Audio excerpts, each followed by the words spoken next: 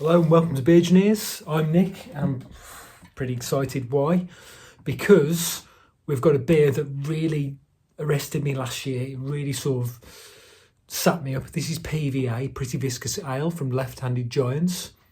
And whilst I'd had decent beers from that brewery before, this really rocked my world, I've got to say. And they've rebrewed it. And I'm really looking forward to it. It is a double dry hop, double centrifuge, triple dry hops, double IPA that features Nelson Sauvin, Nectaron, Crush, Amarillo and Citra. It says the thickness of this product is guaranteed due to the large amounts of porridge oats, rolled oats and flaked spelt. And I really love this aesthetic. So it's almost, the detail on the back is almost in the form of like a data sheet, you know, for like a sort of a product that you get. And PVA, I mentioned this before, PVA is obviously Pretty Viscous Ale, but in the trade it's polyvinyl acetate. And my first job out of uni, I said this in the first review I did, was doing sort of like I was an asbestos inspector, so I was basically doing checks after it'd been removed. And a lot of the cowboys who did that work, they sort of spray everything with PVA to sort of, so the air test passes, because it locks all the dust down. So that's in my memory, but that's got nothing to do with this beer. Let us crack on and see what it's like. I'm hoping it's as good as it was last year.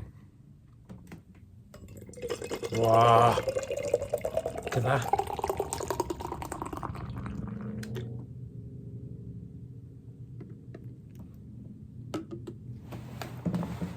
So because I am an amateur beer tuber, I very, very rarely buy more than one of a beer. And the only time I've done it this year is Swedish Buzzsaw, because I'm just a massive fan of that beer, and this.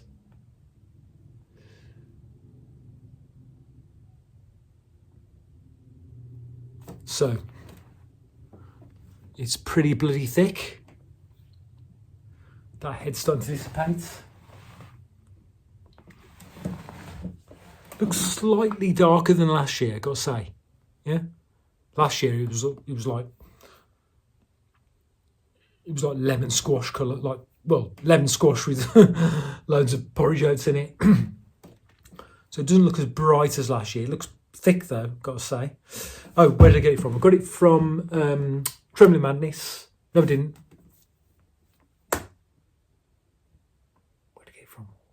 Box arrived in, I got it from Fuss Club, apologies, and it was just shy of £8. It's available both from Trembling Madness and Fuss Club as I speak, towards the end of May.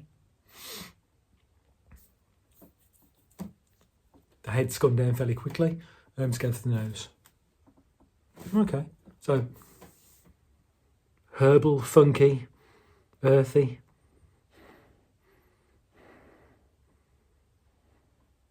Not a massive nose, but we shall see. Let's do it, chin chin.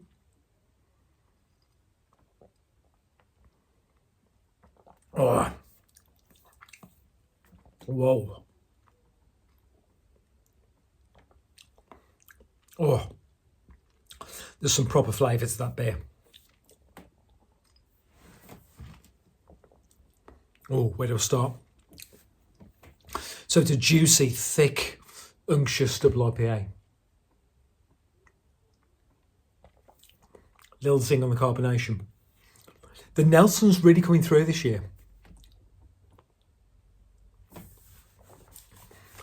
I'm getting stone fruit. I'm getting the sort of the aftertaste of white wine, that sort of thing.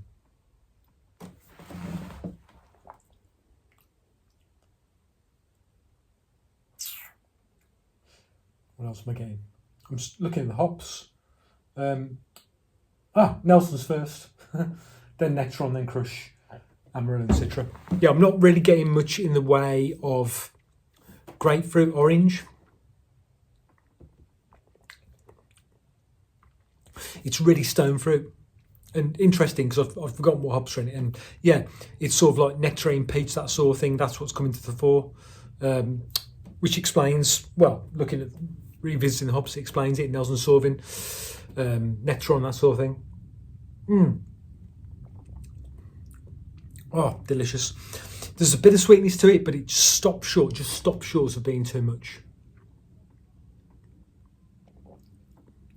Oh, really nice.